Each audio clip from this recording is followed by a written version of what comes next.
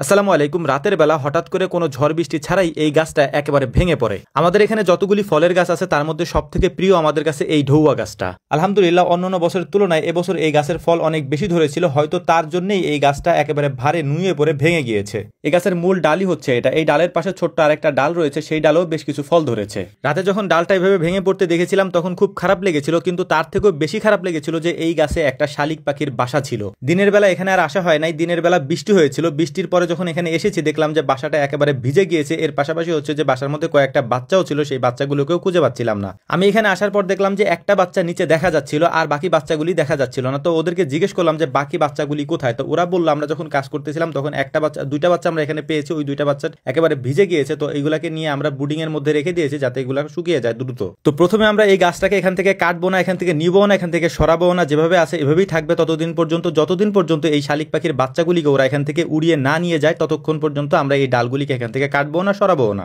পাখির বাসাটা নিচে পড়ে গিয়েছিল, এখান থেকে এটাকে আমরা উঠিয়ে সুন্দর করে এটাকে আমরা বেঁধে দিয়েছি যাতে করে এটা পরবর্তীতে বাতাস হলে পড়ে না যায়, এবং এটার উপরে একটা পলিথিনও আমরা দিয়ে দেবো যাতে করে বৃষ্টি হলে ভিতরে পানি না যায়। তবে একটা ভয় ছিল যে বাসাটা নিচে পড়ে গিয়েছে, ওখান থেকে আমরা উপরে উঠিয়ে দিয়ে বেঁধে দিয়েছি বা এটাকে আমরা সুন্দর করে মেরামত করে দিয়েছি। এই বাসায় ওই বড় পাখিগুলি আসবে কিনা ওদের বাচ্চাদেরকে খাওয়াইতে। পরদিন সকাল পর্যন্ত আমরা পর্যবেক্ষণে রেখেছিলাম যে এই পাখির মা বাবাগুলি ওদেরকে খাওয়াইতে আসে কিনা। যদি খাওয়াইতে না আসে তাহলে এগুলিকে আমরা নিজেরাই হাতে করে খাইয়ে দিব, এবং বড় হলে ইনশাল্লাহ যখন উঠতে পারবে তখন ওদেরকে আমরা ছেড়ে দিব। তবে আলহামদুলিল্লাহ সেটার আর দরকার হয়নি। পরের দিন সকালবেলা আমরা দেখেছি যে এই পাখিগুলির মা বাবা এসে ওদেরকে খাওয়াচ্ছে এবং ওদের কাছে আসতেছে যাচ্ছে, এটা দেখে আমাদের কাছে খুব ভালো লেগেছিল। এরপর থেকে আমরা এখানে তেমন একটা আসি না, কারণ আমরা যদি এখানে বারবার আসা যাওয়া করি তাহলে হয়তো পাখিগুলি ভয় পেতে পারে এবং ভয় পেয়ে হয়তো পরবর্তীতে নাও আসতে পারে। এই কারণে আমরা এখানে আসাটা বন্ধ করে দিয়েছি। এই জন্য মূলত এখানে যে ফলগুলি ছিল সেই ফলগুলিকে আমরা এখান থেকে চিরে নিয়ে যাচ্ছিলাম যাতে করে এখানে আমাদেরকে দ্বিতীয়বার আর আসতে না হয়, পাখিগুলি যতদিন পর্যন্ত এখান থেকে উড়ে না যায়। গাছের এই একটি ডালেই সব থেকে বেশি ফল হয়েছিল এবং ফলগুলি তেমন একটা বড় হয়নি, ছোট ছোটই রয়ে গিয়েছে। তো বড় বড় ফলগুলিকে আমরা এখান থেকে পেরে নিয়ে যাচ্ছিলাম দেখার জন্য যে এই ফলগুলিকে